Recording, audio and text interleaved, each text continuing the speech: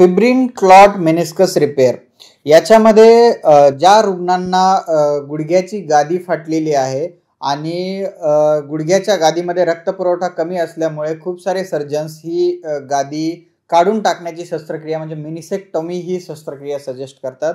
परंतु आजकाल आधुनिक टेक्नॉलॉजीद्वारे जरी गुडघ्याच्या गादीला रक्तपुरवठा कमी असला तरी रुग्णाच्या स्वतःच्या शरीरामधून 20 ते 30 ml ब्लड घेऊन त्याचा फिब्रिन क्लॉट आम्ही तयार करतो आणि ज्या ठिकाणी रुग्णाची गादी फाटलेली आहे त्या ठिकाणी आम्ही ऑल इनसाइड पद्धतीच्या सहाय्याने हे फिब्रिन क्लॉट फिक्स करतो, जेणेकरून या फिब्रिन क्लॉटमध्ये प्लेटलेट डिराइव्ड ग्रोथ फॅक्टर्स असतात जे की जरी रक्तपुरवठा कमी असला तरी ती मेनिस्कस किंवा जी गुडघ्याची गादी आहे तिला भरण्यासाठी मदत करतात आणि टाक्यांच्या सहाय्याने हे आम्ही फिक्स केल्यामुळे रुग्णांची गादी कुठल्याही प्रकारे कट केली जात नाही किंवा मेनिसेक्टॉमीच्या प्रोसिजरपासून आपण त्यांना ती टाळू शकतो आणि रुग्णांची जी नॅचरल गादी आहे तिचंच आयुष्यमान आपण वाढवू शकतो, तिला रिपेअर करण्याचं काम आपण करू शकतो। तर या प्रोसिजरमुळे निश्चितपणे रुग्णांना फायदा होतो।